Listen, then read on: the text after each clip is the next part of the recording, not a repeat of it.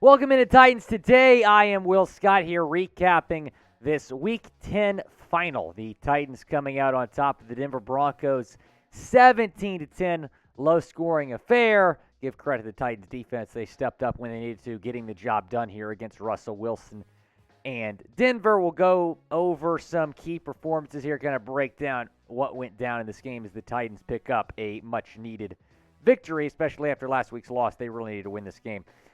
Talk about Nick Westbrook-Ikhine first. Your third wide receiver really showed up huge. 5 receptions, 119 yards, 2 touchdowns for Westbrook-Ikhine. One of the best games we've seen in his career, if not the best game. He was fantastic, played a significant role in this win.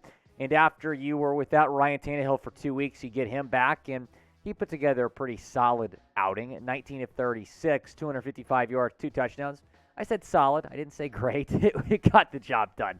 Ryan Tannehill and, Malik Willis kind of struggled, but he's young. He's developing. He's going to learn behind Tannehill here, at least this season.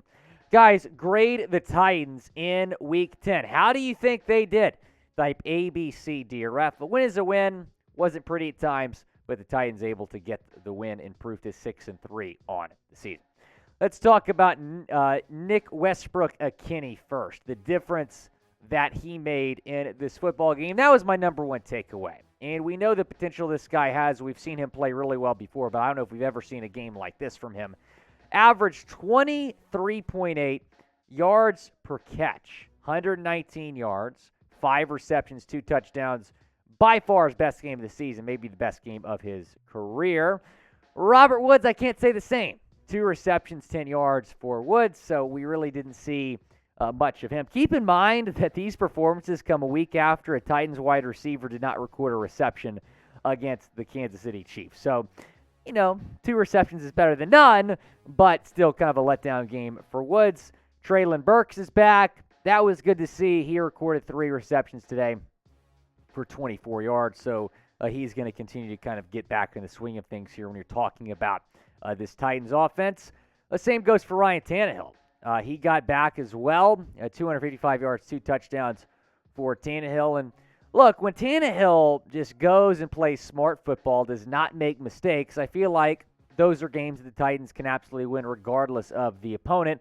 They were playing an inferior opponent today in the Broncos. They were able to get the win, closer than maybe should have been, but still a win against Denver. Guys, you can bet on the Titans all season long if you go to chatsports.com/bet. And if you use that promo code, you're going to get a 125% deposit bonus. That means if you put $100 in, you're going to get a 125% deposit bonus. Basically, you'll start with $225 in your account. It's a great deal.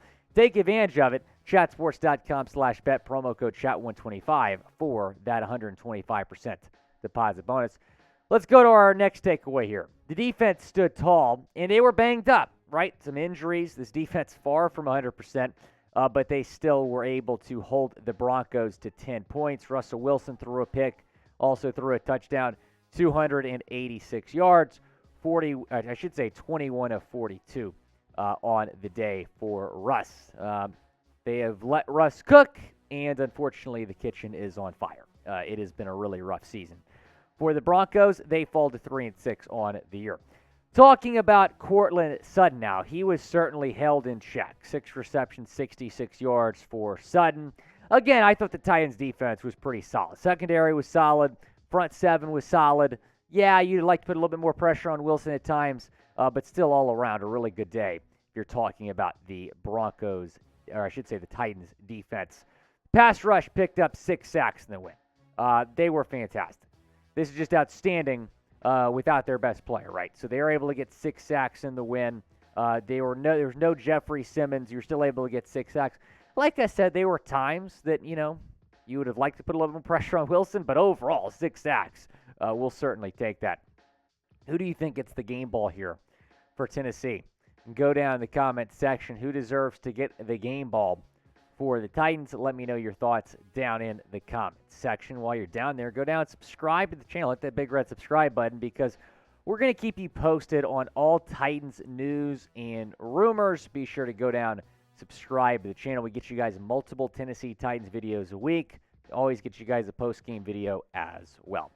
Another takeaway is the offense still needs help, right? The offense still needs to show improvement, and this is not going to be a team that makes a playoff run unless the offense gets better. Derrick Henry was held in check.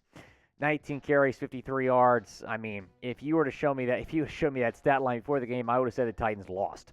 So thankfully, the Titans defense came to play. But, whenever Henry goes for 100+, I feel like those are games the Titans are going to win. So it really comes down to what Henry can do. And today, he just averaged 2.8 yards per carry. I think the team should consider assigning Odell Beckham Jr. Need OBJ to help when Henry doesn't dominate. The more weapons you add on offense, the more pressure you take off of Henry. Yeah, they play two different positions, but the more weapons you give Ryan Tannehill, I think that takes some pressure off of Henry because it adds to the passing game and also the play action. But, when you average 2.8 yards per carry and you're King Henry, that's going to be a little bit disappointing, and that was the stat line today. Broncos defense played well, but ultimately they lost this game, and the Titans have increased their lead here in the AFC South. We're recording this during the Colts-Raiders game. Right now, that is a very close game in the fourth quarter. Last time I checked, the Colts were down 2019. However, they are driving on Las Vegas, about to take the lead with 5 minutes left. I still think the Colts don't have much of a chance, though, even if they win that game, to catch the Titans in the AFC South. The Jaguars and the poverty Houston Texans remain at the bottom there. The Texans lost today to the Giants. They're 1-7 and have very much given up on the year, it feels like. The Colts don't want to give up on the year. I know a lot of people think they're tanking based on some of the recent moves they have made. Matt Ryan is back at quarterback for them today, which is a little bit interesting to say the least. But even with that win, even if the Colts do win that game, they're 4-5, still behind the Titans in the AFC South. Again, the final score, 17-10. Tennessee gets the win. You look at some other key offensive players here. We mentioned Westbrook-Ikhine, 119 yards. Henry, just 53 yards. But a win is a win. That's what Mike Vrabel is going to take away from this game. When you're able to get a win in the National Football League, you take it. You're 6-3 now. You started the season 0-2. Now you are 6-3. You've won 6 of your last 7 games. You're one of the hottest teams in the league. That one loss out of the last 7 games, you were going up against arguably the best team in football, and you were without your starting quarterback. So overall, I really like what I saw defensively today from the Titans. Offensively, you can get better, but still, Titans get the win, improve to 6-3 on the year.